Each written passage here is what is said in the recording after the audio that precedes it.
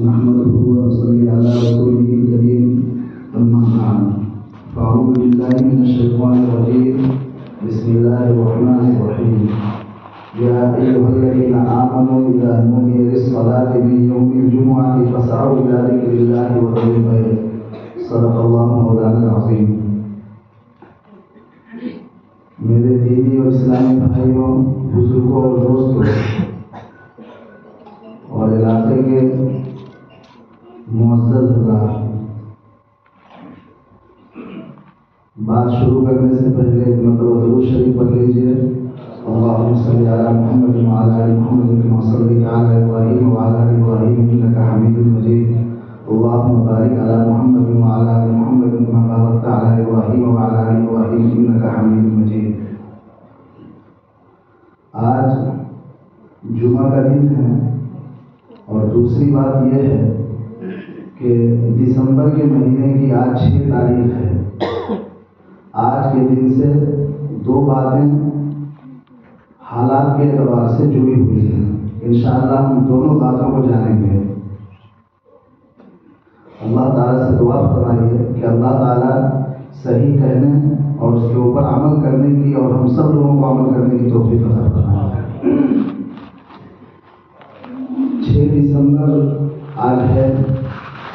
آج ہی کے دن اس ملک کے اندر یہ کہہ لیجیے کہ سب سے بدترین واقعہ پیش آیا تھا، اور ایسا بدترین واقعہ جو تاریخی اعتبار سے ہندوستان کو بہت زیادہ بدنام کرنے والا واقعہ پیش آیا تھا. دسمبر کی 6 تاریخ کو سن 1992 کو آج ہی کی تاریخ میں شاید یہی وقت رہا ہوگا یا اس سے آگے پیچھے کا تھوڑا وقت رہا ہوگا. 11:40 کے اوپر کچھ شر پسندوں نے بابری مسجد کی گنبد پر چڑھنا شروع کیا. 12:43 ہے اور 11:43 ہے اور چند ہی گھنٹوں کے اندر مسجد کو انتہائی بے دردی کے ساتھ منہدم کر دیا. اور اس سے بھی زیادہ افسوس کی بات یہ ہے، بلکہ شرم کی بات یہ ہوئی کہ جنہوں نے ایک عبادت گاہ کو ڈھا کر کے گرا دیا، ظلم کرتے ہوئے ڈھا کر کے گرا دیا، بہت سے لوگ ان کی حوصلہ افزائی کرنے لگے، ان کو بہت بڑا ہیرو بتلانے لگے اور ان کی بہت زیادہ تعریف کرنے لگے، اور بہت بڑے بڑے لوگوں نے اس کی سرپرستی کی. ان کی نگرانی میں یہ کام ہوا. یہ سب بہت ہی بڑی شرمندگی کی بات ہے. اور ہندوستان کی تاریخ جب بھی مؤرخ لکھے گا اور بعد میں آنے والے لوگ جب بھی اس تاریخ کو پڑھیں گے تو لکھنے والے کو اور پڑھنے والے کو ضرور شرمندگی ہوگی کہ اس قدر ظلم کی انتہا کر کے اپنے وعدے سے مکرتے ہوئے، جن کی ذمہ داری تھی کہ مسجد سمیت تمام عبادت گاہوں کی حفاظت کرے، ان لوگوں نے ہی اپنی سرپرستی میں اس طرح سے کام کرایا. اور ملک کے ہر باشندے کے لیے ضروری تھا کہ وہ تمام عبادت گاہوں کی حفاظت کرے، لیکن حفاظت کرنے والے لوگ خود ہی اس کو گرا کر کے خوش ہوئے اور لوگوں نے اس کی حوصلہ افزائی کی. یہ بہت ہی شرمندگی کی بات ہوئی.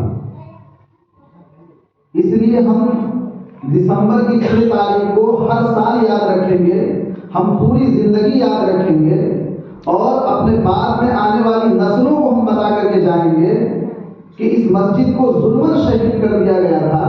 اور شہید کرنے سے پہلے تقریباً 100 سال سے بھی زیادہ کا واقعہ گزرا ہے کہ جس کے اندر ایک غلط بات کہی گئی، سنی گئی، سنائی گئی اور پھیلائی گئی کہ وہاں پر پہلے سے مندر بنا ہوا تھا اور اسے توڑ کر کے مسجد بنائی گئی ہے. میں اس سلسلے میں 2-3 باتیں عرض کرنا چاہتا ہوں، آپ ذرا توجہ فرمائیں.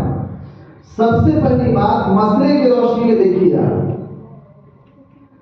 اگر کوئی زمین ایسی ہو جو کسی عام آدمی کی ہو، چاہے وہ مسلمان کی ہی کیوں نہ ہو، لیکن پھر بھی اس کی زمین میں اس کی اجازت کے بغیر مسجد بنانا جائز نہیں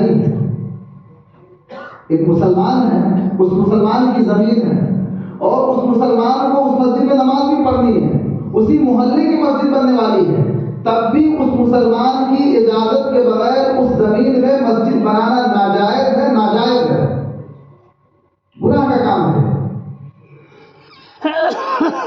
اس سے اوپر اٹھ کر کے کوئی ایسا آدمی جو مسلمان نہ ہو، اس کو اس مسجد میں نماز نہیں پڑھنی ہے، لیکن اس کی مسجد، اس کی زمین میں اس سے چھین کر کے مسجد بنا دی جائے، یہ اور بری بات ہے۔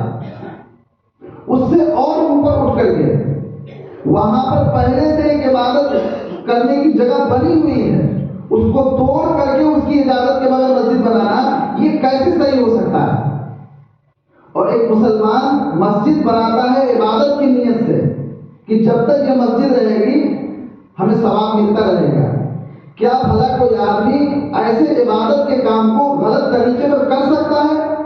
میں سمجھتا ہوں کہ کوئی بھی آدمی یہ نہیں کہے گا کہ ایسے غلط طریقے سے اس کام کو کیا جا سکتا ہے، تو پھر اس نے ایسا کام کیوں کیا؟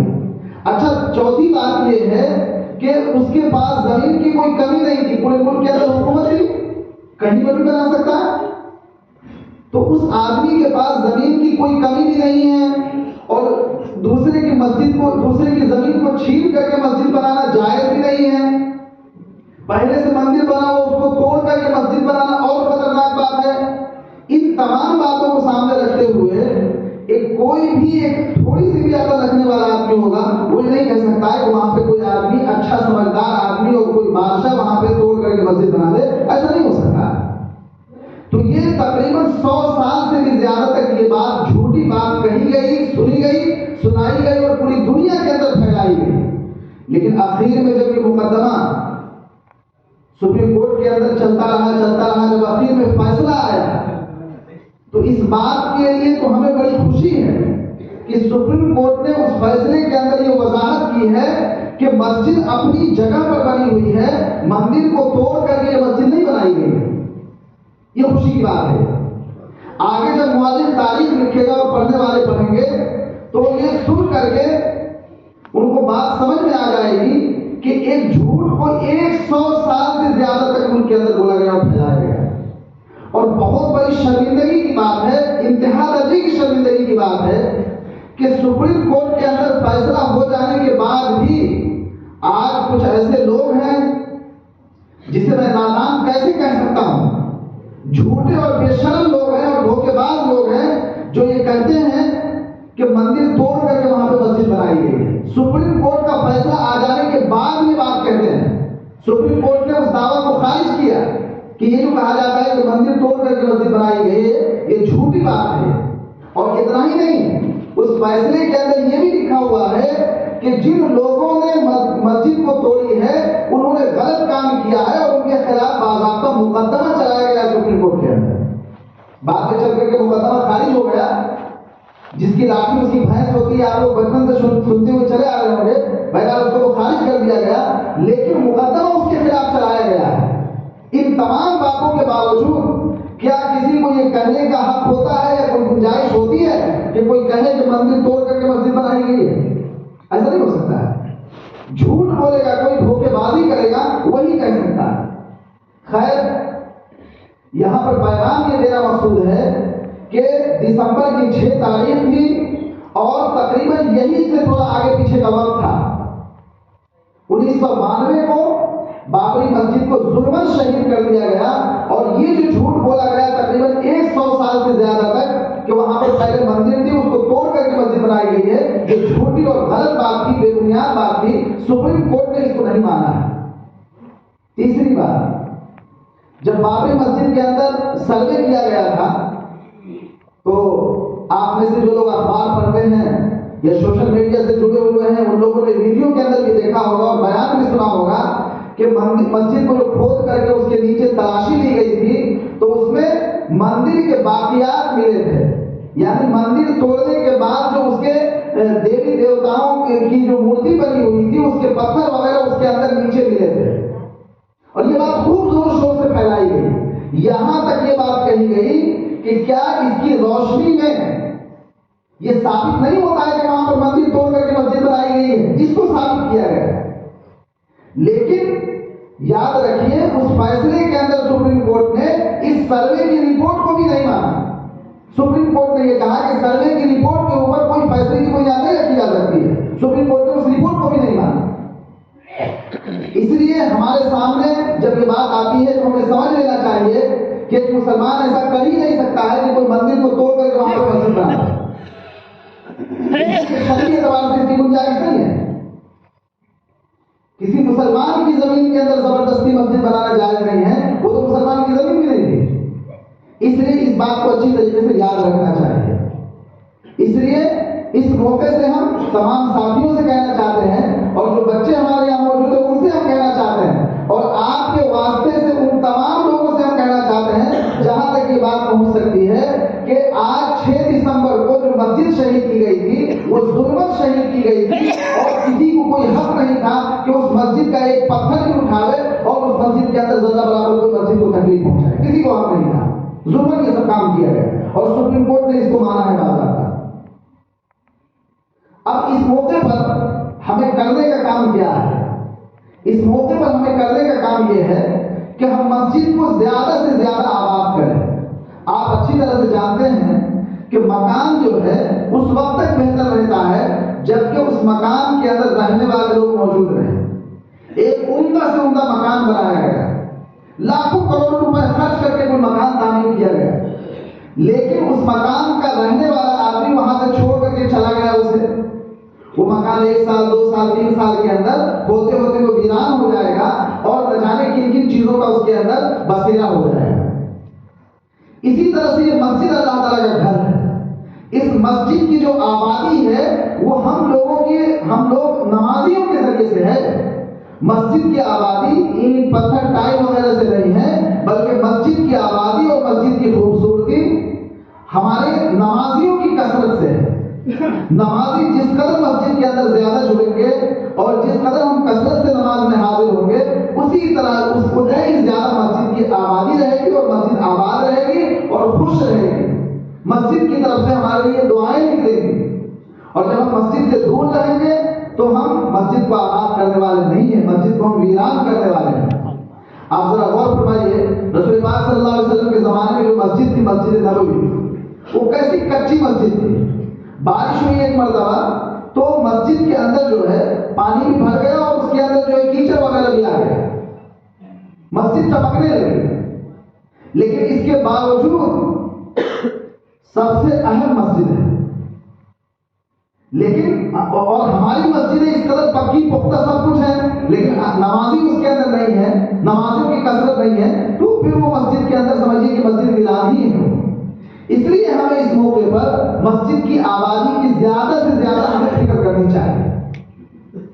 ایک بات پوری ہو گئی. دوسری بات, آج جمعہ کا دن ہے. اللہ رب العزت کے فضل و کرم سے اللہ تعالیٰ نے ہمیں جمعہ جیسا مقدس دن عطا فرمایا ہے. آج کے دن کو حدیث شریف کے اندر دنوں کا سردار کہا گیا ہے اور جمعہ کے دن کو ہفتے کے لیے عید کا دن کہا گیا ہے.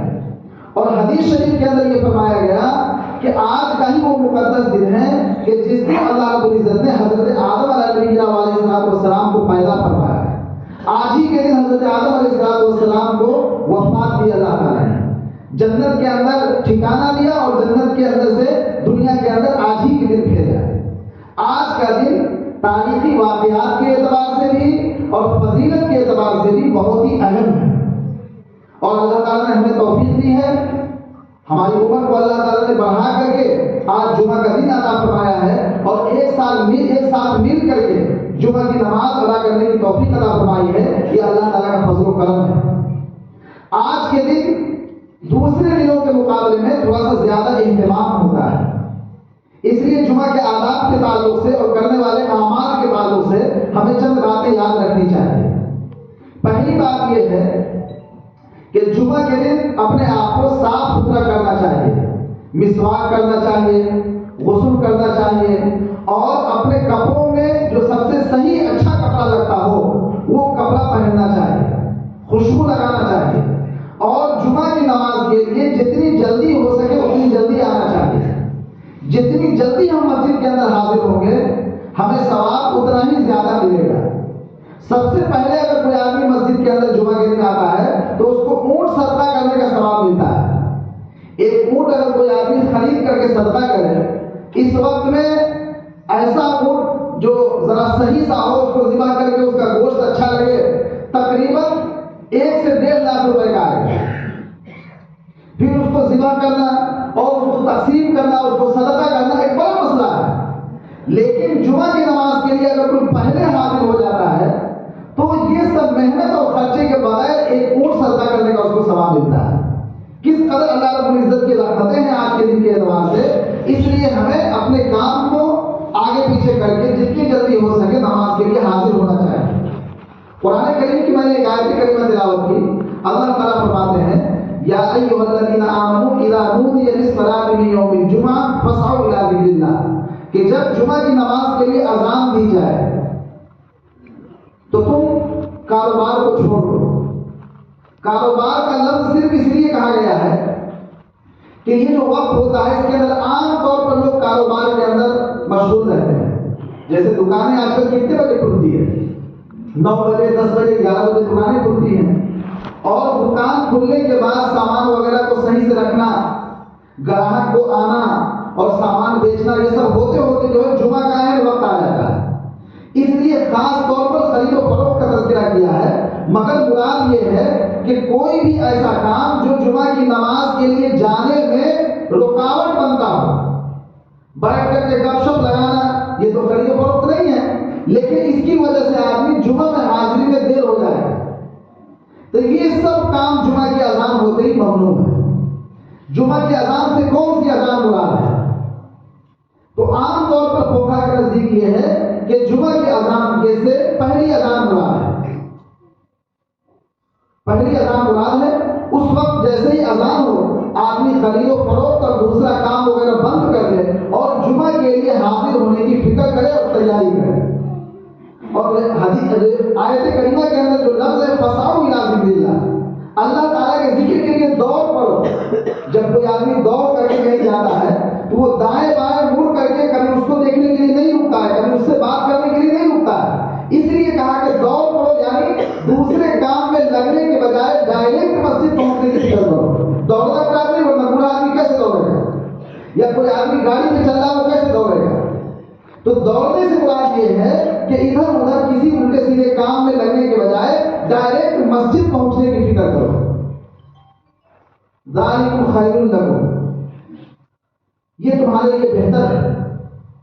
تو جب جمعہ کی اذان ہو جائے تو ہمارے لیے سب سے بہتر یہی ہے کہ ہم اپنے سب کام کو چھوڑ کر کے مسجد میں آنے کی فکر کریں اور جمعہ کی نماز میں حاضر ہونے کی فکر کریں. اور اس کا جو ہے حدیث شریف کے اندر اس کا بہت ثواب بیان کیا گیا ہے. جیسا کہ میں نے ابھی مثال کے طور پر ایک بات عرض کی.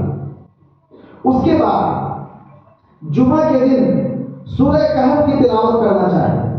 سورہ کہف کی تلاوت کرنے سے حدیث شریف کے اندر یہ آیا ہے کہ فتنوں سے حفاظت ہوتی ہے. اس دنیا کا ایک بہت بڑا فتنہ دجال کی شکل میں آنے والا ہے. قیامت سے پہلے دجال نکلے گا اور دجال کا مطلب بہت بڑا جھوٹا. وہ اتنا بڑا جھوٹا آدمی ہوگا، اتنا بڑا جھوٹا اور مکار آدمی ہوگا کہ وہ اپنے آپ کو ہی خدا کہنے لگے گا. اس سے بڑا جھوٹا کون ہو سکتا ہے جو اپنے آپ کو خدا کہے؟ تو سب سے بڑا جھوٹا آدمی اور دھوکہ دینے والا آدمی ہوگا. اس کے فتنے سے بچنے کے لیے اور اس کے مکر و فریب سے بچنے کے لیے سورہ کہف کی بڑی فضیلت ہے اور سورہ کہف بہت اہم ہے. اس لیے سورہ کہف کی ہمیں جمعہ کے دن تلاوت کرنا چاہیے. سورہ کہف 15ویں پارے کے اندر آخری پارے کے بعد سے شروع ہوتی ہے اور 16ویں پارے کے 4تھے صفحہ کے اوپر جا کر کے پوری ہو جاتی ہے. ذرا لمبی صورت تو ہے لیکن وقت بھی خوب ہے اس کے پڑھنے کا. اسلامی تاریخ کے اعتبار سے جو دن شروع ہوتا ہے وہ سورج کے غروب ہونے کے بعد سے یعنی مغرب کے وقت سے ہی اگلا دن شروع ہو جاتا ہے. جیسے جمعہ کا دن ہے آج کا دن جو شروع ہوا ہے وہ کل مغرب کے وقت سے ہی شروع ہو گیا ہے. اس لیے سورہ کہف جمعرات کے دن مغرب کے وقت سے لے کر کے جمعہ کے دن مغرب کے وقت کے درمیان میں کسی بھی ٹائم پڑھ سکتے ہیں. اس لیے سورہ کہف کا اہتمام کرنا چاہیے. دوسرے نمبر پہ درود شریف کی خوب کثرت کرنا چاہیے. حدیث شریف کے اندر صراحت کے ساتھ سمجھایا گیا ہے کہ جمعہ کے دن درود شریف کی کثرت کرنا چاہیے. کوئی بھی چھوٹا سا درود جو ہمیں یاد ہو وہ درود ہمیں پڑھنا چاہیے. جیسے سب سے چھوٹا درود شریف صلی اللہ علیہ وسلم کئی ہزار مرتبہ پڑھ لینا چاہیے، اور جمعہ کے دن خاص طور پر اہتمام کرنا چاہیے۔ جمعہ کے دن عصر کی نماز کے بعد جو ایک خاص درود شریف ہے، اللہم صلی علی محمد النبی الامی وعلی آلہ وسلم تسلیما، آپ میں سے بہت سارے ساتھیوں کو یاد بھی ہوگا، اور جن ساتھیوں کو یاد نہیں ہے ان کو امام صاحب سے معلوم کر کے یاد کر لینا چاہیے۔ ہم کوئی گاڑی خرید کر کے لاتے ہیں اور وہ گاڑی ہمیں چلانی نہیں آتی ہے تو ہم کیا کرتے ہیں؟ اس کو گھر کے باہر کھڑی کر کے چھوڑ تو نہیں دیتے ہیں، بلکہ جس کو چلانی آتی ہے اس سے پوچھتے ہیں کہ کیسے چلایا جائے، اور گاڑی اگر چلانی بھی آتی ہے تو بھی اس کا کوئی سسٹم اگر معلوم نہ ہو تو کسی سے معلوم کر دیں کہ اس کو کیسے یہ کام کرتا ہے اور اس کا کیا فائدہ ہے۔ تو اور یہ گاڑی جو ہے اس کا کام دنیا کے اندر ہے اور پوری زندگی رہنے والی گاڑی بھی نہیں، 2 سال 5 سال 10 سال رہنے کے بعد وہ گاڑی ختم بھی ہو جانے والی ہے، لیکن اس کے باوجود ہم اس کے لیے اتنا اہتمام کرتے ہیں۔ اور یہ درود شریف ہے، کلمہ طیبہ ہے، اور دوسرا ذکر ہے اور عبادتیں ہیں، یہ جو ہے ہمیشہ ہمیشہ کام آنے والی چیز ہے، تو اس کو ہمیں اور زیادہ اہتمام کر کے سیکھنا چاہیے۔ تو اس لیے درود شریف جن ساتھیوں کو یاد ہے وہ بہت اچھی بات ہے، اور جن کو یاد نہیں ہے وہ امام صاحب سے یا کسی بھی عالم سے یا کسی تعلیم سے پوچھ کر کے یاد کر لینا چاہیے۔ ایک مرتبہ میں پھر سناتا ہوں، اللہم صلی علی محمد النبی الامی وعلی آلہ وسلم تسلیما، بالکل چھوٹا سا درود شریف ہے۔ اس کو اگر کوئی آدمی جمعہ کے دن عصر کی نماز کے بعد، عصر اور مغرب کے درمیان 80 مرتبہ پڑھتا ہے تو حدیث شریف کے اندر کہا گیا ہے کہ 80 سال کے گناہ معاف ہو جاتے ہیں اور 80 سال کی عبادت کا ثواب ملتا ہے۔ اس لیے جمعہ کے دن ہمیں خاص طور پر اس درود شریف کا بھی اہتمام کرنا چاہیے۔ اور جمعہ کے دن ایک ایسا وقت آتا ہے کہ اس وقت میں کوئی بندہ جو بھی دعا کرتا ہے وہ دعا قبول ہو جاتی ہے۔ حدیث شریف کے اندر کہا گیا ہے کہ جمعہ کے دن ایک ایسا وقت آتا ہے کہ بندہ جو بھی دعا کرے، شرط یہ کہ گناہ کی دعا نہ کرے۔ کوئی آدمی چوری کرنے کے لیے جا رہا ہے اور اس میں کامیابی کی دعا کرتا ہے کہ چوری میں کامیابی مجھے مل جائے، کوئی کسی کو قتل کرنے کے لیے، ڈاکہ ڈالنے کے لیے جا رہا ہے، وہ دعا کرے کہ مجھے اس میں کامیابی مل جائے، وہ نہیں چلے، وہ تو گناہ کا کام ہے۔ اگر گناہ کی دعا نہ ہو تو بندہ جو بھی دعا مانگتا ہے وہ وقت ایسا ہوتا ہے کہ اس وقت میں اگر وہ دعا آ گئی تو اللہ تعالیٰ اسے ضرور قبول فرماتے ہیں۔ حدیث شریف کے اندر یہ وعدہ کیا گیا ہے، اور رسول پاک صلی اللہ علیہ وسلم سچے تھے، آپ کی تمام باتیں سچی تھی، اور آپ کی تمام باتیں جس طرح سے اس زمانے کے لیے تھی اسی طرح سے آج کے لیے بھی ہے، اور قیامت تک کے لیے ہم سب لوگوں کا ایمان ہے کہ اس کے اوپر ہم سب لوگوں کا اس کے اوپر ایمان ہے۔ تو جمعہ کے دن اس وقت میں اگر کوئی بھی دعا کی جائے تو وہ دعا ضرور قبول ہوتی ہے۔ وہ وقت کون سا ہے؟ آپ صلی اللہ علیہ وسلم نے حدیث شریف کے اندر انگلی سے اشارہ کر کے کہا کہ وہ بالکل تھوڑا سا وقت ہوتا ہے۔ اب وہ وقت کون سا ہے؟ اس وقت کو حدیث شریف کے اندر کوئی خاص وضاحت کے ساتھ نہیں بیان کیا گیا ہے۔ کسی حدیث شریف کے اندر یہ کہا گیا ہے کہ خطبے کے لیے جو اذان ہوتی ہے اس وقت سے لے کر کے اور تکبیر کے درمیان کا جو وقت ہوتا ہے وہ وقت ہے جس کے اندر دعا قبول ہوتی ہے۔ بعض حدیث شریف کے اندر یہ کہا گیا ہے کہ عصر کی نماز سے لے کر کے مغرب کے درمیان میں کوئی بھی وہ وقت آتا ہے کہ اس وقت جو دعا کی جاتی ہے دعا قبول ہو جاتی ہے۔ ان احادیث کو اور ان حدیثوں کو سامنے رکھتے ہوئے علماء کرام نے فرمایا کہ 2 خطبے کے درمیان جو امام صاحب بیٹھتے ہیں اس وقت بھی دعا کا اہتمام کرنا چاہیے، کیا پتہ وہی وقت ہو، اس لیے کہ وہی تھوڑا سا وقت ہوتا ہے۔ اسی طرح سے عصر کی نماز کے بعد، جمعہ کے دن عصر کی نماز کے بعد مغرب سے ذرا پہلے دعاؤں کا اہتمام کرنا چاہیے۔ مغرب کی اذان جو ہوتی ہے اس سے 10 منٹ 15 منٹ پہلے دعا شروع کر دے اور اذان کے وقت تک دعا کرتا رہے، جیسے ہی اذان ہو اس وقت دعا مکمل کر لے۔ انشاءاللہ اللہ تعالیٰ کی ذات سے امید ہے کہ وہ وقت اس کو مل جائے گا۔ اس لیے ہمیں جمعہ کے دن دعاؤں کا بھی اہتمام کرنا چاہیے، اور خاص طور پر ان دونوں وقت میں دعاؤں کا اہتمام کرنا چاہیے۔ آخری بات یہ ہے کہ موجودہ وقت کے اندر مسجدوں کے تعلق سے آپ سنتے رہتے ہیں اور جانتے بھی ہیں کہ کبھی کسی مسجد کو کہا جا رہا ہے کہ یہ مندر ہے اور توڑنے کی کوشش کی جاتی ہے، کبھی کسی مسجد کے بارے میں کہا جاتا ہے۔ اسی طریقے سے وقف بل کے سلسلے میں بحث چل رہی ہے کہ پہلے جو وقف کا قانون تھا اس کو بدل دیا جائے۔ ان سب چیزوں کے لیے ہمیں خاص دعاؤں کا اہتمام کرنا ہے کہ اللہ ہماری مسجدوں کی حفاظت فرما اور ہمارے اوقاف کی حفاظت فرما، اس کے لیے ہمیں خاص دعاؤں کا اہتمام کرنا ہے اور مسجدوں کو آباد کرنا ہے۔ جب ہماری مسجد تو انشاءاللہ ہماری مسجدوں کو کچھ نہیں ہونے والا ہے. اور یہ جو دین ہے اسلام، یہ ختم ہونے کے لیے تو آیا ہی نہیں، یہ ہمیشہ آگے بڑھنے کے لیے یہ دین آیا ہے. آپ ذرا غور کیجیے، رسول پاک صلی اللہ علیہ وسلم نے اعلان کیا تھا تو اس وقت آپ اکیلے مسلمان تھے، اور آپ کی دعوت پر بڑے لوگوں میں حضرت ابوبکر سب سے پہلے ایمان لائے. اس کے بعد دھیرے دھیرے یہ سلسلہ چلتا رہا، اور 1300 سال مکہ مکرمہ کے اندر آپ تشریف رکھے تو مکہ مکرمہ کے اندر بہت کم لوگ مسلمان ہوئے. مدینہ منورہ جب آپ تشریف لے جاتے ہیں تو پھر اسلام قبول کرنے کا سلسلہ چلتا ہے، اور سن 6 ہجری کے اندر مسلمان اور کافروں کے درمیان ایک صلح ہوتی ہے کہ نہ ہم آپ سے لڑیں گے نہ آپ ہم سے لڑیں گے. ہم سے کوئی لڑنے کے لیے آئے گا تو آپ ساتھ نہیں دیں گے، آپ سے کوئی لڑنے کے لیے آئے گا تو ہم ساتھ نہیں دیں گے. یہ معاہدہ ہو گیا. اس کے بعد اسلام خوب تیزی سے پھیلا. اس کے بعد جب پھر ہجرت کے 10ویں سال میں جا کر کے مکہ فتح ہو گیا، پورے مکے کے اندر اسلامی حکومت کا جھنڈا لہرانے لگا. اس کے بعد تو ایسا لگا کہ اسلام قبول کرنے کا دروازہ ہی کھل گیا، دروازہ ختم ہو گیا. لوگ جماعت تک جماعت، فوج تک فوج آتے تھے اور اسلام قبول کرتے تھے.